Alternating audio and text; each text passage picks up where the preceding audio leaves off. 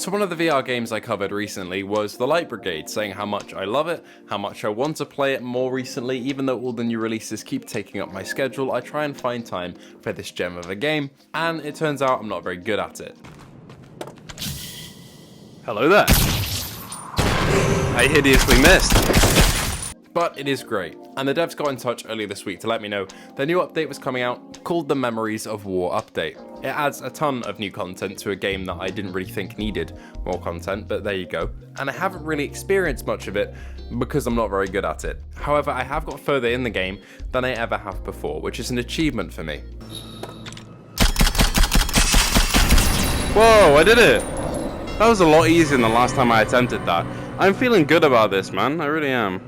The two things from the update I have experienced are the shooting range minigames that have been added, and the helmet you can now find as a piece of equipment on the battlefield. And I've got to say, like Ghost of Tabor's helmet system, this one is very, very cool. What the fuck are you?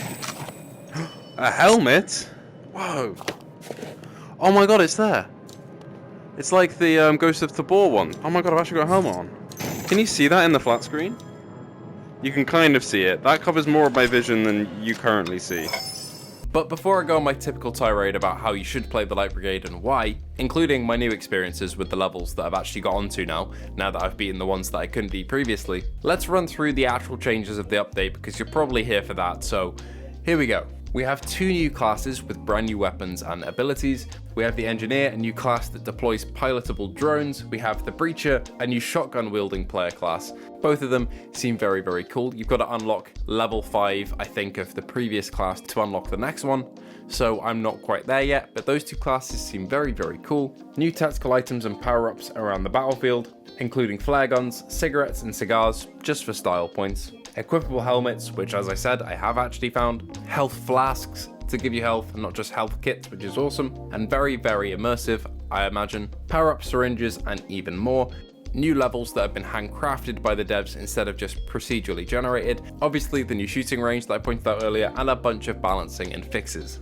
On top of all the new stuff they brought in, the game just feels better than ever now. If you didn't know, the Light Brigade runs at a solid 90Hz, meaning no reprojection. And if you don't know what that means, essentially on a game like Gran Turismo 7 or Horizon Call of the Mountain, where the game is so intensive that it struggles to run at a native 90Hz, the devs put it at 60Hz and then make it reprojected. So essentially you have some ghosting going on. So if you move your hand back and forth in front of your face, you can see a bit of a ghost behind of the after image of where it used to be. The Light Brigade, well obviously it looks how it looks. I think it looks beautiful, but there's no denying it doesn't really look as graphically intensive as games like Horizon can run at 90Hz, meaning it's completely smooth. One of the other games to do this is Red Matter 2, and because it's 90Hz and so smooth, it feels so real, and that's partly the reason why these two games are so high up on my PSVR2 rankings.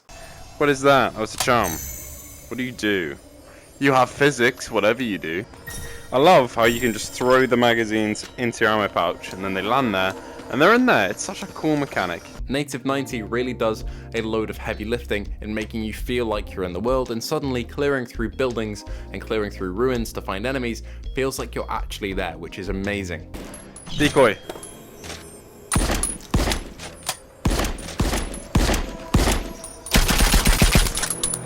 What? Where's the ammo? Where's the ammo? Where's the ammo?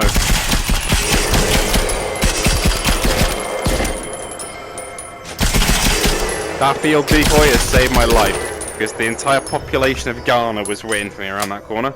But yeah, I actually have got through a bunch of levels and bosses that I never could do before. I say bosses plural, but really, I just got through one of the bosses that I was stuck on before because I'm an idiot who doesn't understand VR movement and teleporting properly. But after I got through that, the levels that opened up are actually breathtaking, and I cannot wait to see what else comes in the next few stages of playing through the Light Brigade.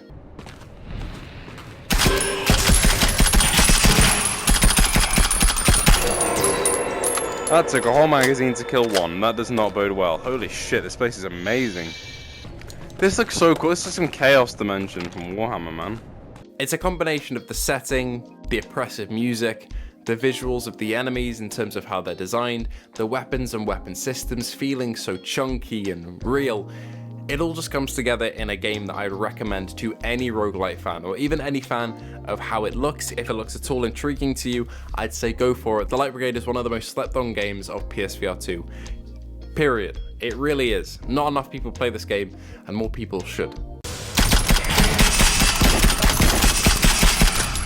You really have to aim in this game, and that is a slight issue for me.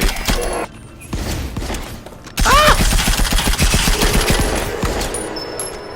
Get the shit out of me, man. Anyway, that's all I've got in this one. It's been a bit of a short video compared to the last few I've made. It's my PSA of there's a new update for the Light Brigade. Check it out if you haven't, because this game is a gem, and I'll continue trucking away trying to keep playing it and getting further and further and failing miserably. Anyway, thank you all for watching. If you did enjoy, feel free to like and subscribe, and I hope to see you all in the next video. Oh. Hi. Your text box is in the wall, good sir. There we go. Here, take this. He gave me a grenade! I love you. Thank you very much.